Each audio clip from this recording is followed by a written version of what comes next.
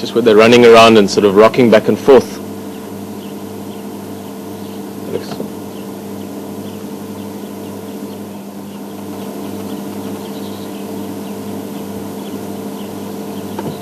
This young impala gave me a bit of a tricky thing. We'll see if there's a few that maybe we can follow if they come through here, but they very, very quick, and they're also getting older now. Most of them are anything between 1 and 3 months old now. 1 and 2 months, I guess. So they're getting physically stronger and more confident, and they start playing around more, doing this strutting behavior. In the background, see just that sort of rocking back and forth. I'm going to listen to the game drives quickly.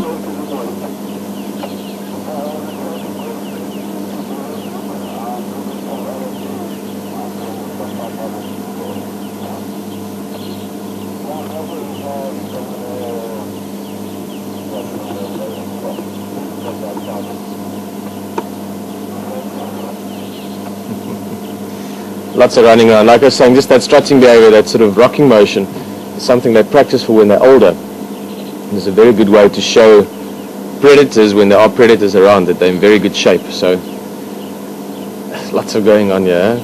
Female chasing a youngster away. All kinds of interactions here. Grooming, cleaning.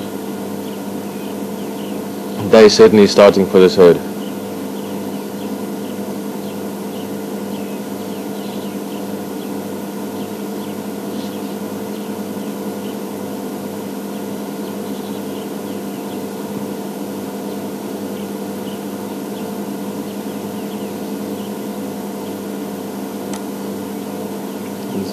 Two young males. You see that one nibbling on the other one's horn tips, obviously a new occurrence for them. And in the last couple of weeks that you'd have started seeing the little horns coming out. Keep in mind that's also one of your differences between antelope and deer, is that antelope, those horns are permanent, so those horns will slowly grow over the next 4 or 5 years. Well, actually until they die eventually, but then the first 4 years or so the horns are growing quite fast. Literally part of the skull bone that's growing, and then a sort of a keratin or a fingernail-like sheath or cover over it.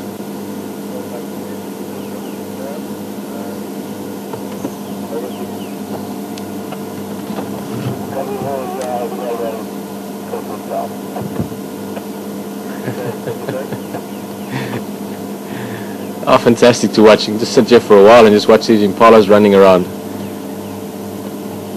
Nice and, ooh, look at that, all of them running along. Nice and relaxing, except for Alex, he's got to follow up and down. These things are running around all over.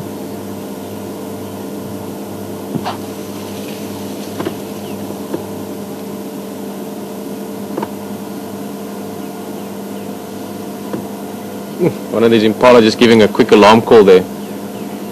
Nothing again, so I think it was just a once off, maybe little team effort.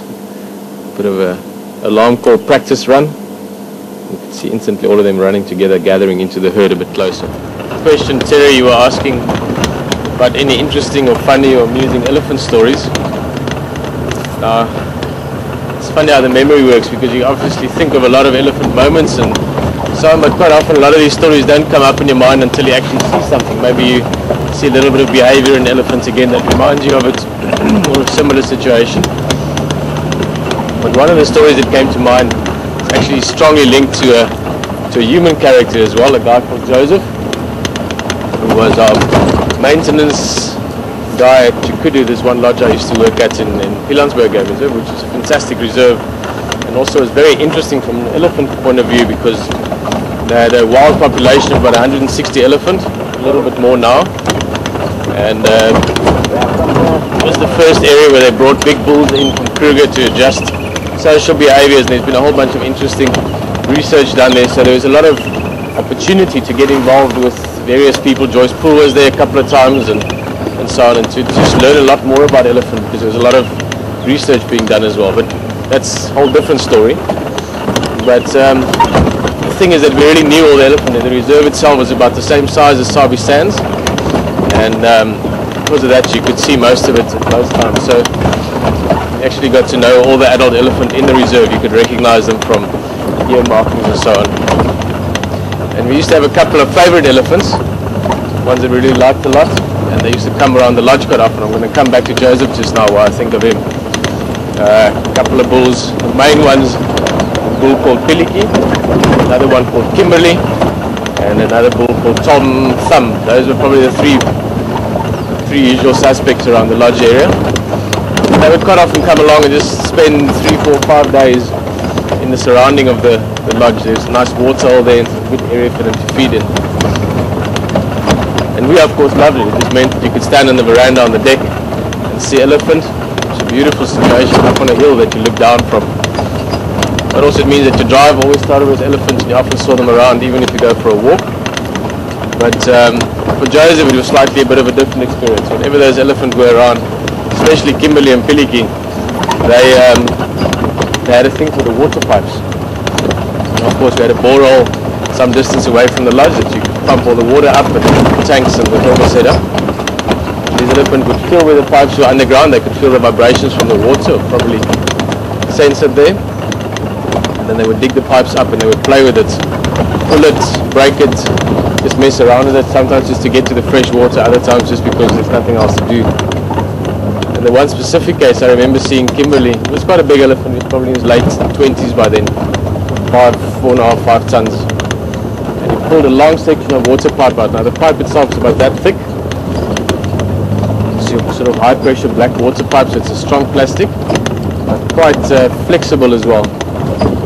And he pulled it out, and he maybe pulled out, I don't know, I'd say 200 meters, 150, maybe not 200, maybe 100 meters, but a very long distance, the distance of a football field. This pipe that just popped out above the ground. He literally just pulled the first section out, put his tusk underneath it, and then just lifted it up and lifted it up until his head was lifted to its maximum height, and this pipe just popped out underground.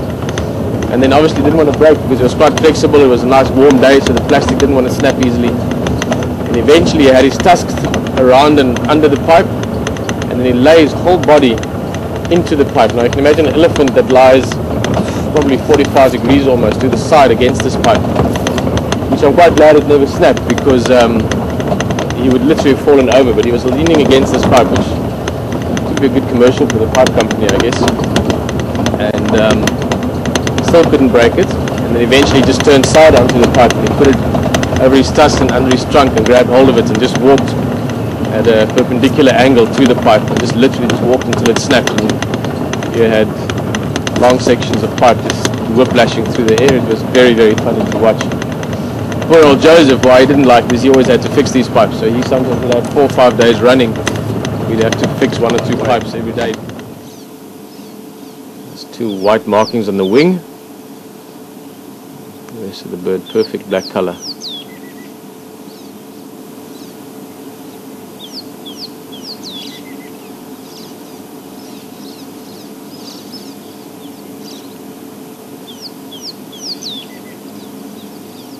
Large eyes, very good eyesight, like all the birds I guess, but especially insect eating birds like these guys, they've got to be very quick. Just hopping around. I think there might be a couple of young birds here as well. It's maybe why some of the noise is going on.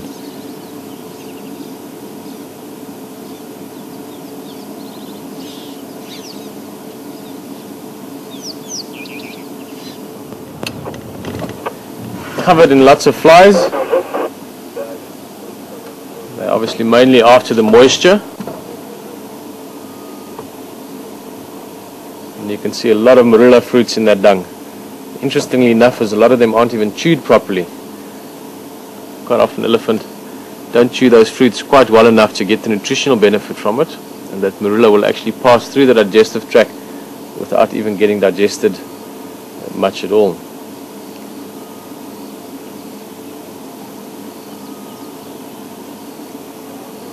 I think the flies are certainly finding this dung very interesting, very useful, shall I say, maybe rather than interesting. Lots of moisture, and then also lots of these flies will actually lay eggs inside this dung.